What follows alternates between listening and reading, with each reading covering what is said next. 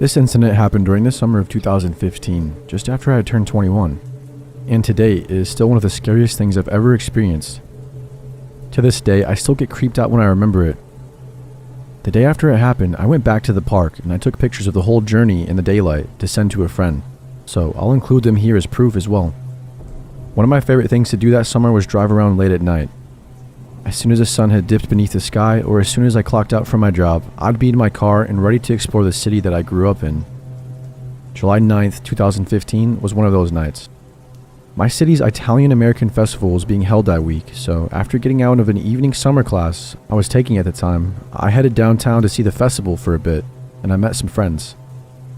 I left the festival around 10 p.m., and since I was still wide awake, I decided to go hang out in this little park that was on the shore of a local lake and listen to some music for a while. When I got there, no one was around, and the combination of the warm night air, the quiet rippling of the water from a gentle breeze, and the distant sounds and lights of the nearby city limits lighting up the edge of the horizon made for a perfect night to be out there alone. I parked near the gated entrance to the old weathered playground I had known since childhood and perched myself on one of the swings, with my headphones in and playlist blaring. I was there for about half an hour before they showed up. A set of headlights turned into the parking lot and caught my attention. I watched as a little red Saturn parked on my passenger's side, right next to the gate that I had come in. This little lakeside park is a common night fishing spot, so at first I didn't think anything of another car showing up, and I brushed it off. But after a few minutes, something in my brain told me to be aware of my surroundings. It was then that I realized for the last several minutes, the man and the woman who were the vehicle's occupants had been getting in and out of their car, talking in hushed whispers, and turning their stereo up and down as they did. At one point, they had opened their back passenger doors and were messing around in the back seat, like they were trying to unload something large. They made a concentrated effort to keep themselves in the darkness, and when I realized all of this, the hair on the back of my neck started to stand up. My brain told me to turn off my music, but keep my headphones in, and keep swinging a little bit, so they would think I was still oblivious to what they were doing. When I did, I heard the girl say something that made my blood freeze. "I think she's almost done on the swings." At that moment, I knew these people were up to something, and the realization that they had been watching me confirmed the warning bells going off in my head were not needless anxiety. I needed to get out of that park, but in order to do so, I would have to walk through the gate and past them to get to my car, and my mind was screaming at me not to go near them. Instead, I got off the swing and walked toward the back corner of the playground, where the majority of the large equipment was, and acted like I was texting someone. I hid myself from view while I tried to figure out what to do. And what I heard next made my heart drop into my stomach. A third person's voice joining their conversation. It was then that I realized that while I was busy keeping my eye on these weirdos, a second car had pulled into the parking lot, but the driver had never gotten out until now, when I was out of sight. It was an older looking woman with a raspy voice, who sounded like she had been chain smoking all of her life. And suddenly, the three of them started arguing in the darkness. I just knew I needed to get out of that park, but I didn't want to be seen. The part of the playground I was hiding in was situated up against a fence line that separated the playground and fishing area from the basketball courts and boat dock. Aiding and concealing me in the darkness was a large maple tree, whose thickly leaved branches dipped halfway to the ground, and whose trunk, thankfully, was growing on my side of the fence. I decided I was going to climb the tree, high enough to where I could at the very least saddle the fence and hop over. I did this as quickly and quietly as possible, and as I realized I was actually doing it, I was hit with a powerful combination of nerves and adrenaline that almost caused me to lose my balance and fall. Luckily, I saddled the chain link fence, which started squeaking loudly and digging painfully into my thighs through my jeans. But I didn't care. In one sweep, I was up and over the fence, free at last. Afterwards, I decided that I was going to slink around in the dark to the other gated entrance to the park by the boat dock, and then sneak my way along the road back to the entrance where I was parked. Once I was there, I was going to make a dash for my driver's side door and get in as quickly as possible, lock the doors, and get the hell out of that park. My heart was still pounding as I walked along the wet grass, but now that I was where I was at, doubts started to pop into my mind. What if I was over-exaggerating, and what if I was blowing things out of proportion, like I have a tendency to do sometimes? What if they weren't doing anything wrong? As I got closer to the main entrance, I did my best to hide myself in the shadows from the orange glow of the streetlight that illuminated the road. Just at the entrance was a large bush with a porta potty on the other side, and I quickly ducked behind it until I could work up the nerve to run to my car.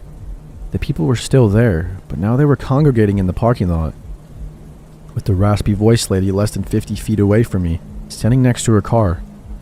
Just as I was trying to figure out what to do next, I heard her say the one thing on top of everything else that I heard and experienced that night that completely took all the strength and bravery out of me. "Did you get rid of the body yet?" It was like someone punched me in the stomach with an iron fist of fear, and all the momentum I had built up just drained from my body instantly. I wasn't sure if this lady was messing with me, and even after she said it, I wasn't even sure that I actually heard what I thought I heard her say. But whatever was going on, I knew I needed to get out of there, and fast. I barely had time to think as this lady got into her car and started the engine, with the sight of her taillights in reverse, prompting me to quick and immediate action.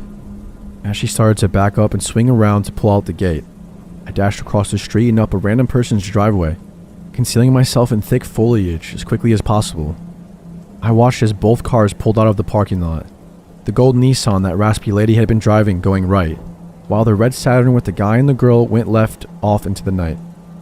As soon as I was sure both cars were out of sight, I ran full speed down the driveway and into my car, shaking so badly I could barely unlock the door. Once inside, I was relieved to find that they hadn't broken in and stolen anything, and I peeled out of the park, doing no less than 50 miles per hour on the main roads home. I had gotten to the park a little after 10 p.m., and it was now 11:45 p.m. I pulled into the driveway of my house with my car still running, and I spent at least 15 minutes on the phone with the police, crying as the full realization of what had just happened hit me. The county sheriff department was sent out to search the park when I said the lady had mentioned dumping a body, but nothing was found. They called me back around 3 in the morning once they finished their investigation and had me answer a few more questions. I didn't sleep at all that night. Around 7 a.m., I called my mom as she was getting ready to go into work, telling her what happened. Normally, my mother is quick to call me out and over-exaggerating things, and I called her partially to confirm that I was indeed overreacting to what had happened the night before. But after I was done telling my tale, she got really quiet on the other end of the phone before telling me not to ever go into that park at night again. I didn't go back there for months afterwards. To this day, I don't know if anything ever came of my report, or if those people were ever caught for anything. At the time, there was a man who had disappeared from the next town over, and his story was all over the local news. A few weeks after he went missing, his body was found in a major national park, about 30 minutes from where this little park was. I still wonder about all of that to this day. This happened roughly 6 years ago, and I would have been about 26 years old at the time. I live in a small town in the mountains of southern Appalachia. If you aren't from this region, and that immediately brings to mind visions of poverty and dark hollers, well, they do exist, but the town I am from and still reside in is a university town with roughly 70,000 people.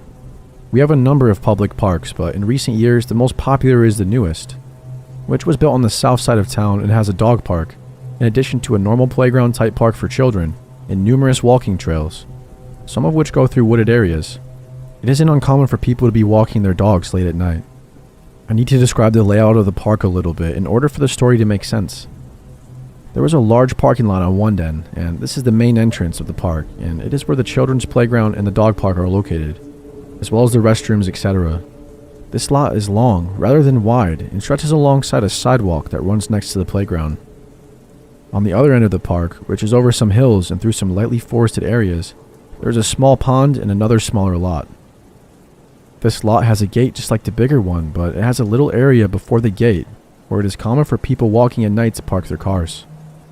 I had a friend back in those days who was an avid walker. She was a couple years older than I was, and although petite, was sort of fearless. She would very often go walking at night by herself, and her apartment at the time was sort of out in the country, but only a mile or so from this park. So sometimes she would drive out there and walk by herself at night as well. I would say things sometimes like, you should be more careful. Maybe that's just because I'm a man who was raised in the South and we're perpetually worried about the females in our lives. She was fairly enlightened and would get angry when I would say something like this. None of this is to say I told you so, by the way. I'm just trying to paint a picture. Anyways, long story short, I started meeting her some evenings and walking with her, figuring a bearded 6'1" and 250-pound man would be a deterrent to most creepers. So one night we were walking, and while there were usually a few people in the park, it wasn't super late. It was late fall and the nights were starting to come a little bit quicker. It seemed like maybe it was around 8 p.m., but like I said, it's been 6 years. Anyways, I had a rental car that week, luckily as it turned out, because of some work being done on my car, and I had parked behind the gate on the wooded side of the park. As we came through the woods and rounded a hill towards the main entrance of the park, I sort of clocked a van in my peripheral vision that was pulling in the gate of the park, which for whatever reason had not yet been closed. The Parks and Rec employees in my town are sort of notorious for not being strict enforcers on the closed at dusk rule. The weird thing about this was that it was sort of a cliche creeper van. It was an older model Chevy with no windows in the back, a mottled rust and paint job, and dark tinted windows in the front. For a lot of you, depending on where you live, I'm sure this might already be raising alarms, but in Tennessee, that is like every fifth car on the road. As we walked up the sidewalk parallel to the lot, the van turned behind us and then drove slowly past us on our left, coming almost to a stop, then speeding up to circle around ahead of us at the end of the lot. At this point, obviously I was paying closer attention. Now the van was coming back toward us and the driver's side window was down. This would be the part where a lot of naysayers will probably think I'm making this up, because the man staring at us from that van was about the closest thing to a cliche creep I could think of. He was large and even bigger than me, with weird aviator-style glasses that may have been sunglasses, but were transparent enough that you could still see his eyes. He was wearing a hat and a camo-style coat, and he had a black mustache. He idled not 10 feet from us, just staring at us expressionless for a moment. We both sort of stopped and stiffened and looked back at him. There was something about his gaze, some cold-hearted malevolence, the likes of which I hadn't really ever felt in my life, which immediately chilled me to my bones. I have read articles about sociopaths and psychopaths, where scientists theorize that the reason we feel uneasy in their presence is tied into an ancient biological response from the times when truly we were their prey, and they were predators among human groups and tribes. But I felt that in that moment. I felt like I was out in the wild, naked on the tundra, and he was zeroing in on me. It was this feeling more than anything that elevated this moment for me, from merely dealing with a creep to something that was perhaps far more sinister. I grabbed my friend by the arm and said roughly, "Let's go," and started quickly across the field toward the series of hills and trees that were between us and the car, leaving the sidewalk behind. She was shocked at first and followed quickly. We half walked and half ran a few hundred yards, before realizing that the van had pulled out of the lot behind us and disappeared. My adrenaline was still pumping, and we had a quick conversation, basically consisting of, "What in God's name was that?" and "Let's get back to the car and get out of here." We quickly moved through the woods and started back down the hill. As it descends toward the lot, there were a couple of wide, sweeping switchbacks with some trees and shrubs alongside. We crested the hill and could see the lot below, and what we saw there made my blood stop pumping for a moment. Behind my rental car, the Chevy van was parked, with his bright lights shining on the car and up the hill a little ways. We hid behind some foliage and watched as he switched his headlights on and off for a minute or two. Then he pulled back a bit and shined his brights further up the hill.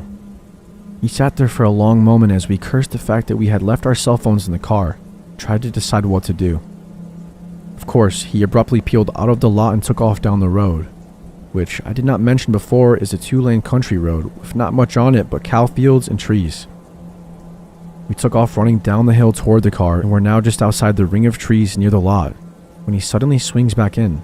Luckily, we were near cover and got behind a tree, just up the hill from him.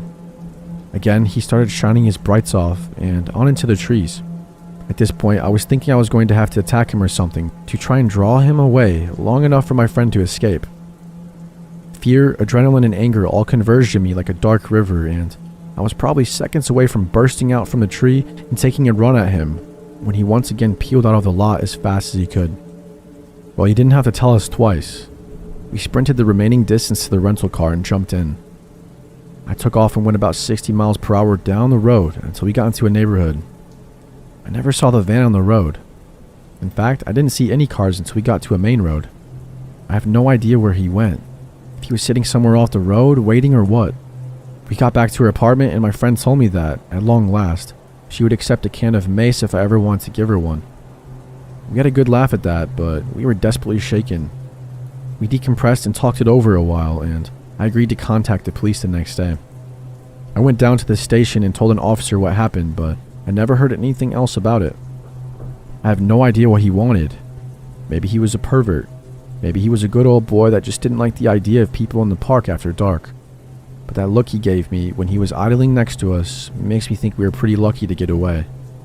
Whatever his intentions, I would surely be glad to never meet him again. At the time this happened, I was only a 13-year-old girl. This happened 2 years ago when I was fairly naive. I was a major introvert, only friends with a few people in my class. I wanted to be social, but I preferred to be alone and read or write. Classic nerd things. In early November, I got a text on my phone. It was a group chat, asking if we wanted to hang out at night near a park at our school. My parents, being strict and paranoid, would never let me go. Luckily, or what I thought was luck, they were heading out for an overnight trip, and they would be back around 4 in the morning. Everything fell into place for me. Once my parents left around 8 o'clock, I ran out the door and made my way to the park. The one thing I made sure to do was lock the door, because my parents were paranoid after all, and it was their biggest thing that they engraved into me. Once I arrived at the park, I noticed a creepy figure near the edge of the woods. No one else seemed to notice it, and I already thought I had enough reputation as a weirdo who was too much into true crime, and I didn't mention it. The night drew on, and I was having the time of my life, ignoring the gut feeling I had telling me to run. Every so often I would look over my shoulder, and the man would still be standing there. Around 10 o'clock, 4 out of the 10 people there had to leave due to their curfew. It was getting cold and was nearly pitch black with a few lit streetlights every so often. The rest of us decided to go as well, since it felt more eerie and quiet. The place we were hanging out at was a field that was fenced in with a few exits and entrances. A large wide field with a small park in the back and our giant middle school behind us. The front of the field faced the empty road, and the right and left sides were surrounded by forest. All the people left were getting picked up by cars. The man from earlier that I saw stood by the right part of the forest and road exit that I needed to take to get home. I walked away from my group and I tried to steady my heavy breathing. I didn't want to be paranoid, but all the true crime I listened to was catching up to me. The man was probably early 40s to late 30s, dark hair with a beard. Probably only around 5'9", but at the time it seemed like 6 foot or more. He stood about 10 feet from the exit I had to take, so when I got close enough to it, I ran for about 30 feet through the exit and through the woods. Once I finally felt safe enough, I started to quickly walk through the woods. I heard a snap and a crunch from behind me. I stopped walking for a second and quickly checked over my shoulder. Around 15 feet behind me stood the very same man. He was walking slowly behind me, almost as if he was trying not to be suspicious, but it only made my fear worse. I turned around and walked so quickly, I was basically jogging. I lived about 10 minutes away from the park that we had hung out at, and I wasn't necessarily athletic enough to run home. After around 7 minutes of walking fast, I was in my neighborhood. I knew that I could run to my house now if I had to, so I checked to see if he was still trailing behind me. To my horror, he was only 20 yards away. So I ran, faster than I've ever. I could hear his footsteps behind me thumping across the concrete as he ran too. I rushed down an alleyway I knew well and tried to lose him in a park, making my way home longer. I could hear his heavy breath followed by his footsteps as he tried to keep up. I cut through the houses, backyards, and front yards, and I finally made it to my house and flew up the steps. I looked behind me and he had just arrived at the bottom of my stairs as I unlocked the door and bursted through it, shoving it closed behind me, and I heard him hit the door with his whole body. I ran around the house and locked all of the windows, turned off all the lights, and I hid in my bedroom with a kitchen knife, just in case he got in. But he didn't, luckily. If this was a better world, that would be where my story would end, but it doesn't. After a few months, I hadn't really told anyone what happened since I didn't want to get in trouble with my parents for sneaking out. I didn't go out with anyone after this, and my loner status returned. I began to write horror stories as a coping mechanism, and I never went out past 7 o'clock. It was around February when a classmate of mine was sharing a story of some random man following her home from the bus. She described him almost the exact same as the man who had chased me home. Even another girl mentioned that he sounded like the guy who stood outside the school and tried to follow her home once. I didn't join in, but everyone agreed that this guy was just weird. He was kind of forgotten, and eventually I moved on too. But around May, I was getting ready to walk to school when my mom pulled me aside and showed me a picture of a man. The guy who stalked me, actually. She told me that he'd been arrested 2 weeks ago for sexually assaulting a child and had escaped last night. She told me to keep an eye out for him and to call the cops if I saw him. I was shaking the whole time I walked to school. It haunts me to know that if he had caught me, I would most likely be in her position, or even dead.